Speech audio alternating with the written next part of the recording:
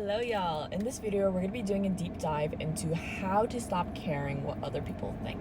So this means understanding the psychology behind external and internal validation, how to break the cycle, and if you want practical and tangible steps, make sure you watch to the end because I will be sharing it. And if you like anything personal development or healthy relationships, go ahead and hit the subscribe button to join our tribe. I do want to start off by saying that external validation is not evil. It's not abnormal because we all have varying degrees of wanting external validation, but the only reason it becomes a problem is when the balance scale between internal and external validation starts to look something like this, where your external validation is increasingly high, which means that you start to base the way that you feel about yourself and your self-worth on other people's opinions, thoughts, behaviors, social constructs, and it starts to stunt the way that you live your life because now your life is solely focused on how other people are feeling about it. And that can be very anxiety inducing. And I've seen so many of my clients who struggle with this also struggle with their sense of identity because they start to lose themselves in the process of who they are when they're so focused on what other people want them to be. And you'll know that your scale looks like that when you see a lot of these signs show up. And these signs are going to be very specific, a little hard to hear, but I'm going to share it with you because I know you can handle it. Number one, whenever you get into a relationship, you tell yourself, I need them instead of I want them. Needing someone versus wanting someone is entirely different in its energies and perception towards that person. A baby needs a caregiver because if they don't have them, they will not survive. They cannot take care of themselves. An adult wants someone to build a life with, wants someone to help thrive and live experiences together with, because they are still self-sufficient whether or not that person is in their life. And when you tell yourself, I need them, you are telling yourself that you are not self-sufficient without them. Your life is going to be in shambles. You're not going to be okay emotionally, mentally, physically, which means that you place so much of your self-worth onto them. Number two, you struggle to have difficult conversations with them and you don't feel comfortable sharing your wants and needs. Most of the time, you either test them, be passive-aggressive, or result to people-pleasing. People-pleasing is a fawning response, and it comes from wanting other people to like you, being afraid that people are going to leave you if you say something that you truly think. So you look at other people's reactions and what you think they would like,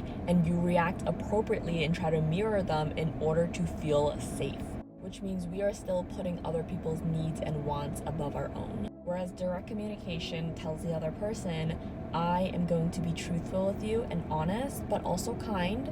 But if this disrupts the harmony in our relationship, that's okay, because this is what I stand for, this is what I value, and I trust that we have a strong enough relationship to work it out. But I'm not going to lower my standards just to keep you in my life. Number three, you almost always find yourself surrounded with someone. You love talking to other people, connecting with other people, and that is amazing. But when it gets to the point of feeling anxious when you're alone, whenever there's distance or whenever you're doing your own thing, you feel this urge and this need to want to connect and reach out to other people, that is when it becomes a little bit of an issue. Because subconsciously what's happening here is that our fear of abandonment is so great that when we are alone, that fear increases and we feel as if no one's there to save us. No one's going to be there when we need them the most. And so we go ahead and seek that external validation by connecting with other people constantly, feeling like we need to catch up, feeling like we need to have that constant connection to feel like it still exists. This also means that you get uncomfortable when there's silence in a conversation. You're probably the person that feels like they need to continue saying something because it feels awkward. Number four, you're constantly asking other people what they think, what you should do, what you should respond with. You might not think that there's anything off about this if this is a habit and you just want other people's opinion, but what this tells yourself is that you are not able to make a decision alone. Other people have to have their input in what you see or do or how you operate your life.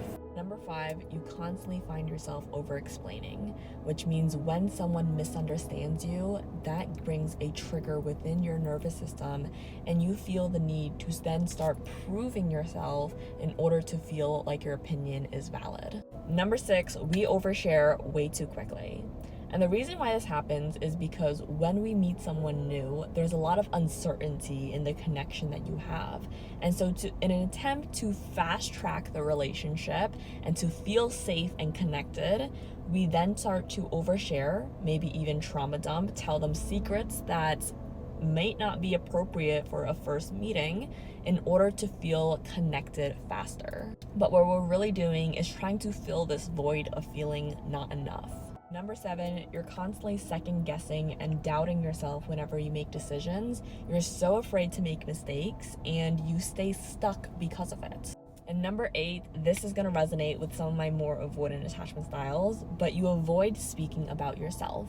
Whenever you're in the middle of a conversation, you constantly ask them questions about themselves, what they did, but when it comes back to you, you try to flip it onto them really quickly. And the reason why you do this is because not only does vulnerability feel very scary for you, but you might have had experiences where you were rejected because you were vulnerable. And now you try to avoid any sense of vulnerability to avoid that feeling of rejection. And so what's happening here is that you are still scared of what they might think if they see the quote unquote real you. And so a lot of these avoidant behaviors of not feeling comfortable asking for help, constantly going above and beyond to help other people to get them to like you, not sharing about yourself because you don't want to feel like a burden, these are all external validation seeking behaviors. And last one, constantly seeking reassurance over and over again. This might look like asking your partner, do they still love you? Do they still care about you? Because you don't trust that you are good enough to be cared and loved for. If you've been called out more than once or even more than half, I want you to comment down below how much of this resonated with you. Because number 1, there's no shame in where you are in the spectrum of internal versus external validation.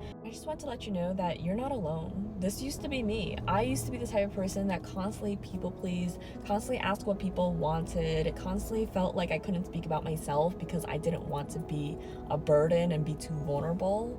And a lot of this held me back from being my true self and feeling like I can be truly confident. That feeling that you're feeling that's stuck with self-doubt, anxiety, trying to figure out how to navigate life without everyone else's opinions, I hear you and I get it.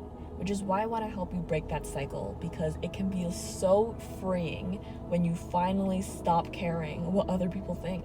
Now, before I dive into the practical steps and what to do instead to break out a cycle of external validation, we need to talk about where this comes from in the first place. Why is this happening? There's a lot of reasons why some people might be more prone to seeking external validation. Some of the reasons include, number 1, childhood development. So how did your parents behave and act growing up? Did they constantly talk about how other people were better than them? Did they have low self-esteem? Were they constantly comparing themselves? Did they constantly judge other people for doing what they wanted? So you heard a lot of judgment growing up. Did they criticize you whenever you made a mistake? Or were they compassionate and encouraged you? Did they criticize you and tell you were selfish for talking about what you want, needed, and seeked? Did they tell you that you were just talking back and being a bad child? Did they hold a lot of judgment, maybe not towards you, but towards other people? Maybe they constantly made comments and critiques. Was there a lot of shame in expressing your individuality? Did they have this notion to want you to conform to the social construct? Did they feel embarrassed when you act out of the norm and they told you that you have to behave a certain way? Was there a lot of religious shame, telling you that you're a bad child if you do this, this, or this? Now, a lot of these behaviors that I mentioned do build this belief that you are not good enough just as you are. And so you learn to want to prove yourself and conform into societal norms because that is what you learned growing up. That is what got you praise. That is what got you validation. And so you learn to perform and to be a certain way to get that validation. So maybe you learned that you need to do things. You need to constantly do chores, wash the dishes, get straight A's, perform. And now in your adult life, you find yourself doing the same thing. Not just in your relationships, but in your career, in your interpersonal relationships, in the relationship that you have with yourself. And now you can't stop caring what other people think, because that has been your source of self-validation for the longest time. Not only this, but now we have other factors like societal norms. So what we see in the magazines, what they show in the movies, what they praise on social media to show that this is good and that is bad. And if you grew up as a teen on social media scrolling through hundreds of IG bikini models or super buff guys, you are comparing your teen body to an adult body, which is not only unrealistic, but very harming, because then we think that that is what we are supposed to look like. And this goes for all ages and genders, because there's a lot of highly edited, highly calculated posts out there where they show you what they want you to see. This picture perfect life where they're trying to sell you that this is the way that you feel happy. And this is not to bash other people from posting on social media and putting pictures of themselves out there, but this is to focus on what we are consuming. Because if we do feel that insecurity and we're constantly consuming this type of content, we're constantly consuming content where we see people having the luxurious life, they're succeeding in social media and we wish we were them, we constantly compare ourselves to their success versus ours, then of course we are only going to fuel the cycle of feeling not good enough. And we learn by seeing things on social media and seeing what the world puts out there and these standards that they instill in us from a very young age, which influences us to want to seek that external validation, to want to be like a certain way, to be praised and loved like they show. And our external validation becomes validated when we add in that factor of who we surround ourselves with, our peers. If the people you surround yourself with also behave in the same way, where they're constantly asking you what you think, constantly trying to people please, constantly trying to seek other people's opinion, gossip about other people, how they're bad, how they're not good enough, judge other people for that, then it only reinforces your wound of A, not wanting to be like the other, because it's gonna be met with judgment and criticism, but B, it's gonna fuel your way of thinking into being like a specific person to conform into the norms of who you surround yourself with. And it validates that it is okay to seek external validation. It is okay to care what other people think, because this is also what you know your whole life. And so if we take into account all of those factors that influence us to want to seek external validation, it is no wonder that we feel stuck. So don't blame yourself for being where you are. I didn't share this to shame you. I shared this because I want to let you know that I get it. It's tough. And it's not going to be overnight where all of this mindset shift changes. Although that would be great. But I'm saying this to encourage you to have self-compassion. Because I once used to also be in this space where I constantly cared what other people thought, where I constantly felt like I needed to live up to other standards on social media, where I was afraid to share what I thought, where I didn't want to ask for help because I didn't want to be seen as a burden. And all of these ways where we tell ourselves that this is just the way that we behave, this is our personality, when it's that need of external validation that is keeping us stuck.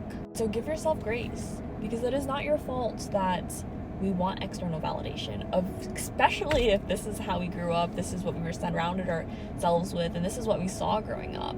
But hear me when I say this. It is not your fault that this happened to you, but it is your responsibility to break out of the cycle, because this is your life, and no one is coming to save you. They can help you, but you ultimately have to be the one doing the work to break this cycle, because it is your life. And if you have a miserable life, they don't care. They have their life to focus on. They have their life to care about. And so it is your time to take charge of how you want to spend the rest of your life. Do you want to spend it in the confines of what other people think, what society thinks, and what they believe? Or do you want to live it feeling at peace, at calm, knowing that you have nothing to prove because you've already approved of yourself? And if yes, I'm going to give you some practical steps right now to break out of that cycle, because I know how frustrating it can be. So make sure you grab your notepad and a pen and write this down, because it's going to be good. So I'm going to split this up into two ways: things that we want to stop doing and things that we want to do instead.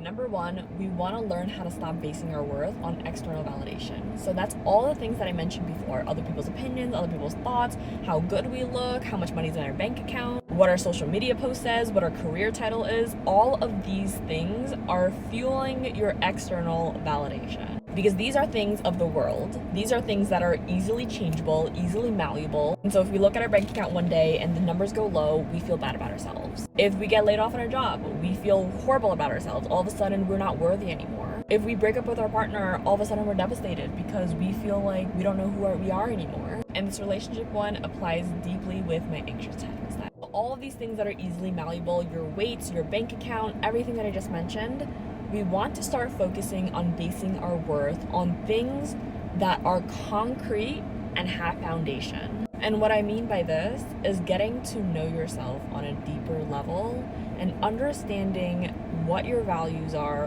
what energizes you, what you truly find fulfillment in, and how do we start placing our worth and our value and the way that we see ourselves there. And our worth is not shifting like this because there is foundation and stability in the internal. So an example could be valuing the creative energy that we have when we speak about a specific topic. Loving how we dive into psychology really in depth and loving how we like to connect people and things together and understand the world on a deeper level. Valuing our childlike spirit, the way that we can find joy and happiness in the smallest of things where people will think is miserable. Valuing our spontaneity, loving that we love to try new things and explore novelty and be able to adapt to constant change. Now, these are traits and qualities that we value. We can also place our worth into beliefs, right? Believing in yourself, trusting that you'll get through it, believing in God, knowing that faith will carry you through. Okay, number 2, stop asking other people what you should wear, what you should do, what you should text your boyfriend back. Now I get it. Sometimes we want to seek other people's opinions. Definitely been there before. But if this is a constant in your life and you do not make decisions without consulting other people first, then we want to make sure that we take a pause on that and flip that around. So what I mean by this is that it's okay to want to seek other people's counseling or experience and what they've gone through because this is a tough decision. But I want you to challenge yourself and I want you to do things without seeking other people's permission first with the smallest of things. So start with what you should eat, what you should wear, what you should text your boyfriend back. Instead of consulting other people on what you should do, take some time to take a pause, journal a couple of your thoughts, listen to yourself, allow yourself to see, hear, and understand what you think and what you believe, because you're never going to be able to get there if you don't even give yourself time to think about it. So give yourself time and see yourself, because your inner child is dying to be heard right now. So make those decisions yourself and own up to it. I think the biggest reason why we don't like making decisions is because we feel like we made a mistake, we failed, and we don't want to feel that shame or guilt associated to it. And so what we want to do is practice self-compassion. Know that the mistakes, it doesn't mean you're a failure. It's not the end all be all. It's not all or nothing mindset here, right? It just means that you tried. You just got one step closer to understanding what you like, what you dislike. You just got one step closer into figuring out if this is a good route to go to or if you should start pivoting and changing direction. All of these actions and mistakes that you make, it's feedback. And we do not grow unless we learn more about ourselves, give ourselves that time to overcome obstacles and navigate difficult conversations. And the last practical step that I can give you is do something for yourself. Instead of being so focused on doing other things for people, constantly showing up for them, giving your energy to them, focus on you. What is something that you love doing and you've been excited to do, but you haven't because you feel like it's not the right time, you don't want to invest in yourself, this is not something that I feel worthy of. So give yourself permission to do things that you love. Right? Go do that hobby that you've been putting off and feeling nervous about. Go to a restaurant alone and spend time and company with yourself. Go pamper yourself, enjoy a spa day, invest in yourself, take those classes, take those courses, learn a new skill, or book a call with me and transform your life. Okay, that was definitely some self-promo in there, But serious, whatever you do, invest in yourself and choose yourself, because the most important relationship you have in life is with yourself. And if you don't even think you enjoy your own company, you're never gonna think that other people will. So it all starts with you. Now comment down below if any of this resonated. I hope that I gave you tips that you can utilize in your life right now, today, so that you can start shifting even one step closer into the best version of yourself. And comment down below if there's any other video topics that you'd like to see more of. Always love chatting with y'all. But like and subscribe, and I will see you in the next video. As always, you got this.